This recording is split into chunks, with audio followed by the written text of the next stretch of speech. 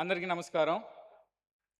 ఈరోజు అరకు ఉత్సవ్ ఎక్కడ చూసినా సరే చాలా ఆనందంగా ఈరోజు ప్రజల మనసులోనే కాదు, మన పర్యావరణం, మన ఒక అరకు ప్రాంతం చాలా అందమైనటువంటి ప్రాంతం. ఆ అందమైనటువంటి ప్రాంతం ప్రతి ఒక్కరు ఇక్కడికి వచ్చినటువంటి అందరు మొహాల చిరునవ్వుల్లో కనిపిస్తుంది.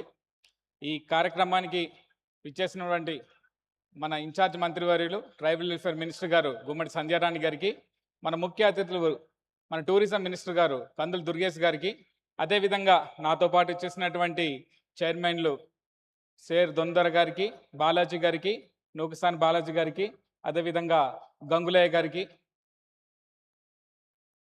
మాజీ ఎమ్మెల్యే గారు గిడ్డీశ్వర్ గారికి, ఈ కార్యక్రమాన్ని ఇంత చక్కటిగా మనకు తయారు చేసి మన ముందుకు తీసుకొచ్చినటువంటి జిల్లా యంత్రాంగం, మన జిల్లా కలెక్టర్ గారికి, అదేవిధంగా మన జేసీ గారు శ్రీ పూజ గారికి, అదేవిధంగా ఇక్కడ ఉన్నటువంటి అధికారులందరికీ, మరి ముఖ్యంగా మా పోలీస్ డిపార్ట్మెంట్ గారికి, మీడియా మిత్రులకు అందరికీ కూడా నా స్వాగతం పలుకుతున్నాం.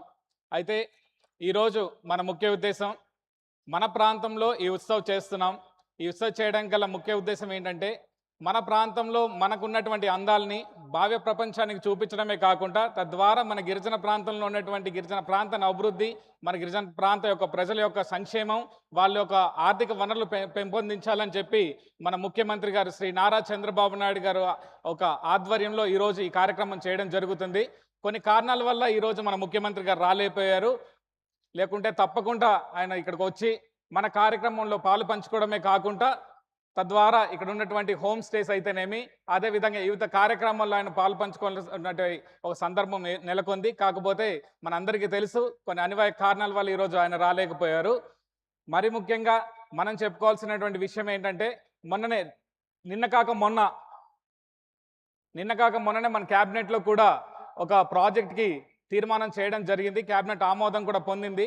మన నియోజకవర్గంలో, అరకు నియోజకవర్గంలో అనంతగిరి మండలం బిల్లకోట ప్రాంతంలో 200 కోట్ల పైగా కావాల్సినటువంటి ఎకో టూరిజంకి ఏదైతే ప్రాజెక్ట్ కోసం మన ప్రభుత్వం ఈరోజు ముందుకు తీసుకెళ్తూ మన గిరిజన ప్రాంతం, మన గిరిజన ప్రజలకు అందుబాటులో తీసుకొచ్చి టూరిజం రూపంలో మనందరికీ ఆర్థిక వనరులు అందించాలన్న ఒక ప్రయత్నం మన ప్రభుత్వం చేస్తుంది. ఈరోజు మన ప్రాంతంలో అన్ని విధాలుగా కూడా ముందుకు నడిచేటువంటి కార్యక్రమం జరుగుతుంది. కాబట్టి ఇక్కడికి వచ్చినటువంటి వాళ్ళందరూ గతంలో చూసాం, గత సంవత్సరంలో ఏదైతే మనం అరకు ఫెస్ట్ చేసుకున్నామో, అరకు ఉత్సవ్ చేసుకున్నామో, దాంట్లో చాలా చాలా ఆనందంగా, చాలా ఉత్సాహంతో, చాలా వెలుగులు నింపే విధంగా, ఓ సంవత్సరం పాటు గుర్తుండే విధంగా ఈరోజు మన అరకు ఫెస్ట్ చేశారు. అదేవిధంగా మనందరం చూసాం, సోషల్ మీడియాలో అవ్వచ్చు, ఇవన్నీ కూడా మనం చూడడం జరిగింది. అదేవిధంగా ఈరోజు 2026 సంవత్సరంలో ఈరోజు మళ్ళీ అరకు ఫెస్ట్ చేస్తున్నాం. అదేవిధంగా అన్ని విధాలుగా మన కలెక్టర్ గారు కూడా ఇప్పుడే చెప్పడం జరిగింది, చాలా పెద్ద సింగర్స్ సునీత గారు కానీ, రామ్ మిర్యాల గారు కానీ, ఇలాంటి వాళ్ళందరూ మనకు తెలిసినటువంటి సింగర్స్ మన దగ్గరకు వచ్చి మనకు పాలు పంచుకోవడం జరుగుతుంది. అన్ని విధాలుగా మనందరినీ ఉత్సాహానికి మనం తీసుకెళ్ళి మన ప్రాంతానికి ముందుకు నడిపించే విధంగా ఈ ఉత్సవం ముందుకు జరుగుతుందని చెప్పి కూడా మనస్ఫూర్తిగా భావిస్తున్నాను.